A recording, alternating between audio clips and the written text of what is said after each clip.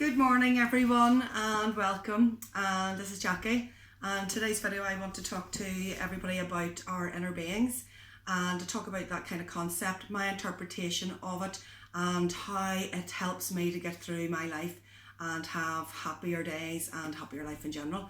So I follow the teachings of Abraham Hicks, as you know, and I like their teachings very much because they're very much simplified, almost too simple in some ways. You think to yourself, that can't be right. There's no struggle in that. There's no, paying the price of in that. So for me, it really resonates with me. It lets me off the hook with so much. Lets everybody else off the hook. There's a lot of just nice feelings, and that's what I mean when I say it resonates with me. It feels nice. It feels good. It feels desirable. There's ease and it's comfortable. So Abraham talks a lot about our inner being, and for a while, well, what I'll do is I'll go back to a little bit of history about me. And so when I was very young, a young child, I was always going to Sunday school and church and everything like that. We were brought up to say our prayers every night, and we probably were brought up to say our prayers every night because my parents were brought up to say their prayers every night, and that it was a good thing. And that's fine, and we carry on these processes and traditions and things like that with our own children. So I always knew about the Bible and Jesus, and so I went to lots of meetings, and I loved church very much, and I went there with my friends. It was a social thing, and learned a lot in Sunday school. Really liked the parables that Jesus talked about in the New Testament very much. They were great, and I always knew that I loved Jesus. It was fine. Loved Jesus very much. Still do, and knew that he loved me, and that was grand too. But some of the other things that I realise now didn't feel quite so nice to me, or didn't resonate with me, and I didn't really understand, was the God, how sometimes in church God can be taught to us as a bit of a scary big man up there, judging us, and we'll be judged, and we're sinners, and we're not worthy, and we might go to hell and things like that. And of course, that's a quite a fear-based way to live your life. So I'm really glad to not be thinking along those lines anymore. But that's okay. That's the way things are taught, and that has taken me to where I am now. So I'm entirely grateful for those teachings. And I always knew there was something more out there. It's not. I always felt it's not just us living in this earth, and when we're dead, we're dead. Always believed and felt deep down that there was so much more to this life experience. And so glad now that I've found something that resonates with me to help me understand, and which explains in a very clear way, for me anyway, why we're here, what it's all about, what maybe comes next, and that it's okay to have fun in your life, and we're here for joyous expansion. So did a lot of that growing up, and was always quite religious up until probably my mid-30s. Was in various churches. And left church. I felt like when I was saying my prayers that I just always felt like I was a sinner. I was always getting to that point in my prayers where I felt I had to say sorry. I'm sorry for this and I'm sorry for that. And of course I know now that whenever we focus on things that are negative feeling things, that we do sort of activate it. And that's why I felt so bad about saying my prayers, because I was activating negative emotions within myself and reliving them and refeeling them all over again. So I'm glad I don't have to do that anymore. So, and again, this is my interpretation of Abraham's teachings, and it's certainly not a put down for anybody who goes to church who finds comfort in their religion. I would love that if people do find that, and I think that's a great thing. And I did for many years, don't get me wrong, I did for many years, but I also found a negative side for me because I was interpreting the teachings. I also felt in church that there was nothing wrong with a lot of the teachings.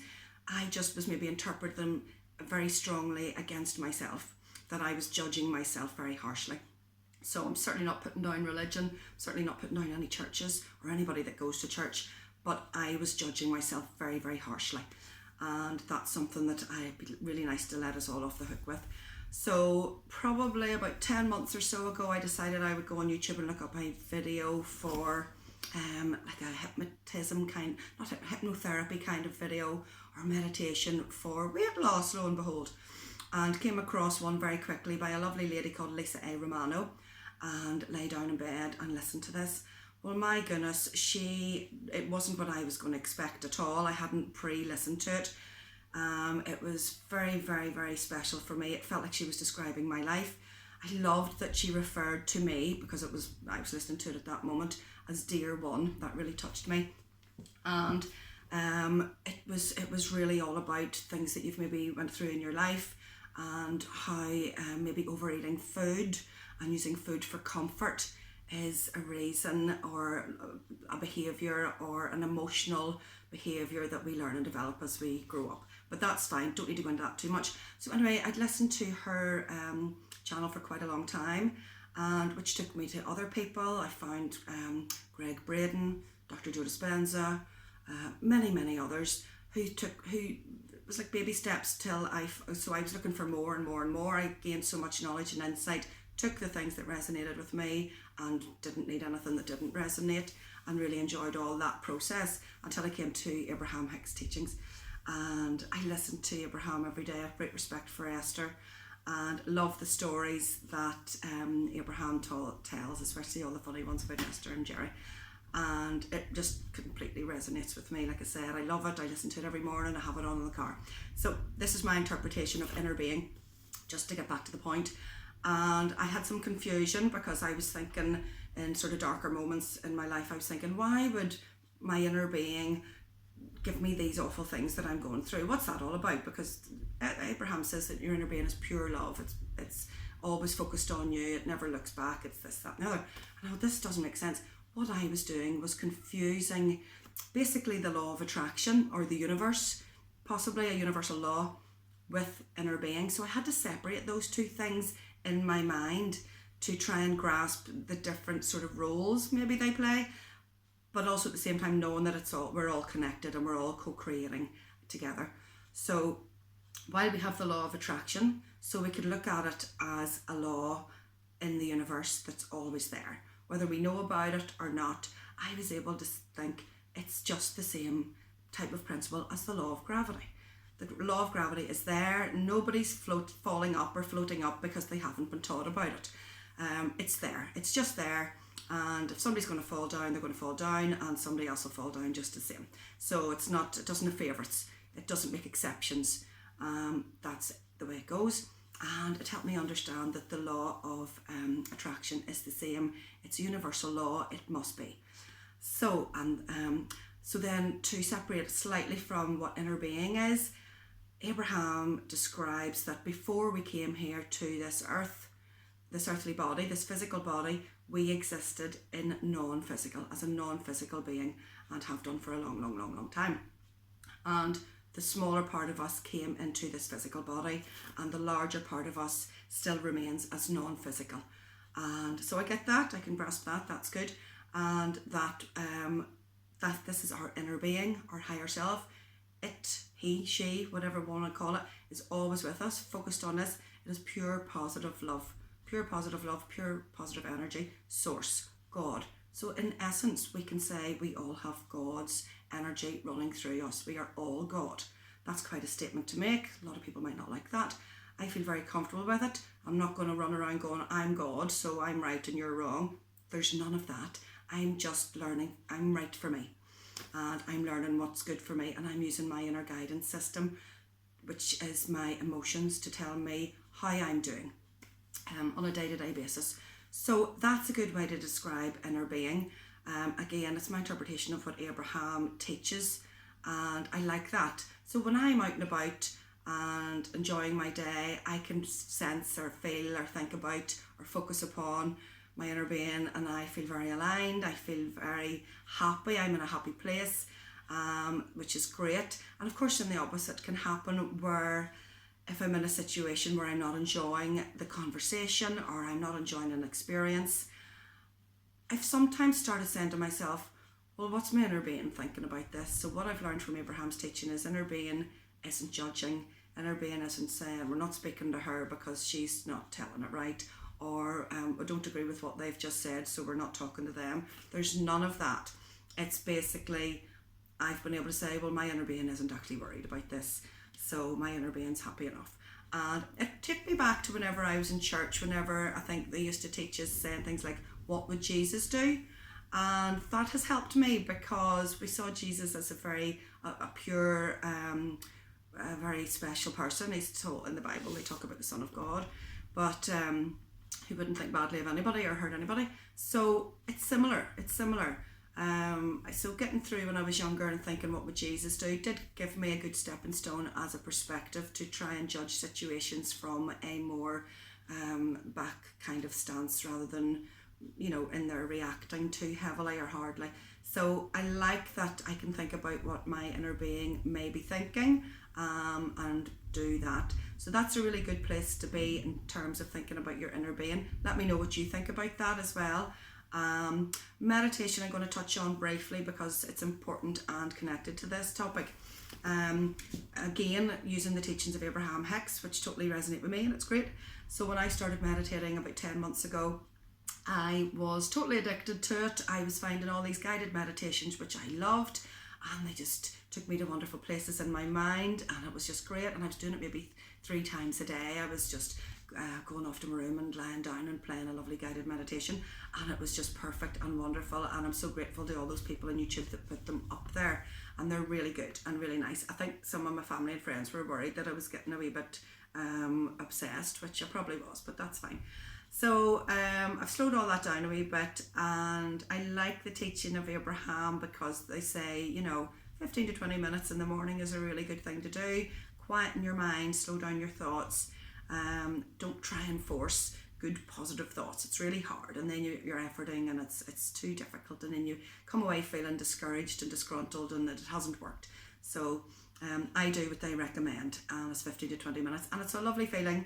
And the way Abraham describe it, or actually the way they tell that the purpose of meditation is quieten your thoughts. If you quieten your thoughts and slow down your thoughts, that means you're not having any thoughts as such, so you're not having any negative thoughts.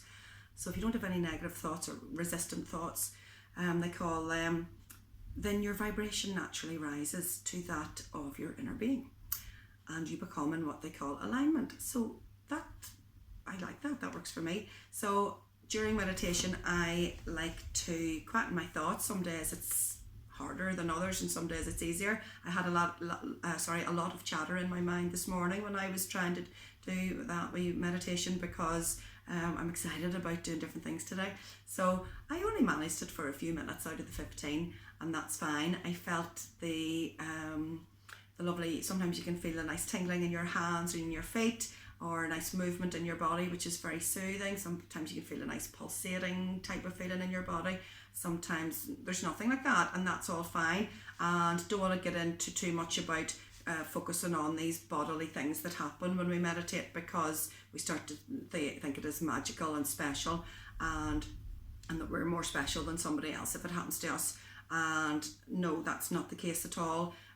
We just, the more you focus on that, probably your body will stop feeling like that. Just relaxing and breathing, finding something to focus on, whether it's the ticking of a clock, the dishwasher sound that I have playing that I like, or something that doesn't cause you any judgment. Sometimes we can play music, but you can start to get a wee bit involved in the music, and you start to think things about the music, so even that can take you away from your focus, if you know what I mean.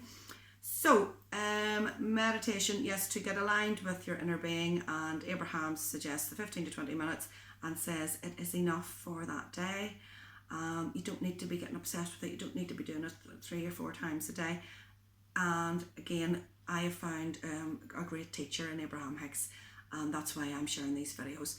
And meditation is a very personal thing. There are so many different ways to do your meditation, and people are doing it their own way, and that's the way it should be. It really should be like that. It shouldn't be, well, I'm doing it this way and it works for me, so you should be doing it. Or I'm not saying, well, Abraham says it's this way, so it must be true. There's none of that. Has to be no ego, no judgment.